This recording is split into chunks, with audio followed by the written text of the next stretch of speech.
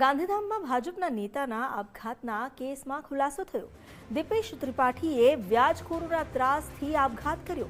ધંધામાં નુકસાન થતાં દીપેશે રૂપિયા વ્યાજે લીધા હતા। સુસાઇડ નોટમાં આધારે 18 લોકો સામે ફરિયાદ નોંધાઈ છે। 18 લોકોમાં 2 તો ભાજપના નેતાઓના પુત્રની સંડોવણીનો ખુલાસો થયો। દર્શન ઠક્કર અને કલ્પેશ સચદેવ ભારતના નેતાના પુત્ર છે। વ્યાજની વસૂલી માટે દાગીના પણ પડાવ્યાનો આરોપ લાગ્યો છે। 18 લોકોની સામે ફરિયાદ નોંધવામાં આવી છે, જેમાંથી 2 ભાજપના નેતાના જ પુત્ર હોવાનું પણ સામે આવ્યું। વ્યાજખોરોના ત્રાસથી દીપેશ ત્રિપાઠીએ કંટાળીને આપઘાત કર્યો અને તેની સાથે જે સુસાઇડ નોટ લખી હતી, સુસાઇડ નોટના આધારે પોલીસે આગળ કાર્યવાહી તેજ કરી। 18 લોકો સામે પોલીસ ફરિયાદ નોંધાઈ છે। સૌથી ચોંકાવનારી વાત એ છે કે આ 18 લોકોમાં 2 ભાજપના નેતાઓની પુત્રની સંડોવણી છે। દર્શન ઠક્કર અને કલ્પેશ સચદેવ જે ભાજપના નેતાના પુત્ર છે। આરોપ છે કે વ્યાજની વસૂલી માટે દાગીના પણ પડાવી લેવાયા। વધુ જાણકારી આપી રહ્યા છે સંવાદદાતા કૌશિક છાયા। કૌશિક, સુસાઇડ નોટના આધારે 18 લોકો સામે ફરિયાદ તો નોંધાઈ, પણ ચોંકાવનારી વાત એ છે કે 2 શખ્સ તેમાંથી ભાજપ નેતાના પુત્ર છે। શું વધુ અપડેટ?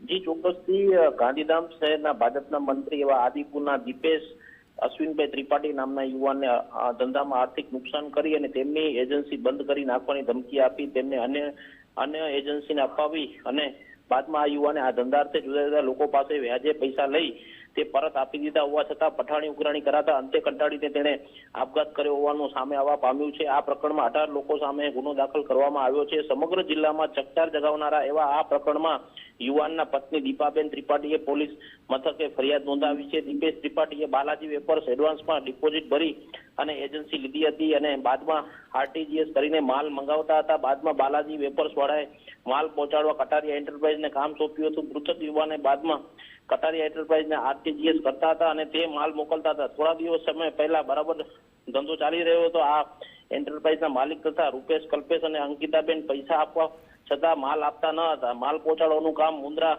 વિપુલ એસઆઈને સોંપાયું હતું અને તેને કોઈ કારણોસર આ મૃતક યુવાને સાથે વાંધો હોવાથી ફરિયાદીના પતિને વારંવાર હેરાન પરેશાન કરી ઉપરી અધિકારીઓને ખોટી રીતે ચડાવતો હતો અને બાદમાં સાટગાંઠ કરી ફરિયાદીના પતિએ ગોદામની બાજુમાં અન્ય વ્યક્તિને એજન્સી વાળું ગોદામ ચાલુ કરાવી આપી અને દીપેશના ત્રિપાઠીના રૂટમાં કાપ કરાવી નાખ્યો હતો, જેના કારણે તેમને આર્થિક નુકસાન થયું હતું। હાલમાં હોળી પહેલા પણ પૈસા આપવા છતાં પણ તેમને માલ પહોંચાડતો ન હતો। વિપુલે ફરિયાદીના પતિને એજન્સી બંધ કરી નાખવાની પણ ધમકી આપી હતી, જેને લઈને આ સમગ્ર પ્રકરણમાં ગાંધીધામના ભાજપના હોદ્દેદારને મરવા મજબૂર આ સમગ્ર કેસમાં 18 વ્યક્તિઓ સામે ફરિયાદ દાખલ કરવામાં આવી છે અને આ પ્રકરણમાં સુસાઇડ નોટ અને જે વિડીયો છે તે એફએસએલ માટે મોકલવામાં આવ્યો છે।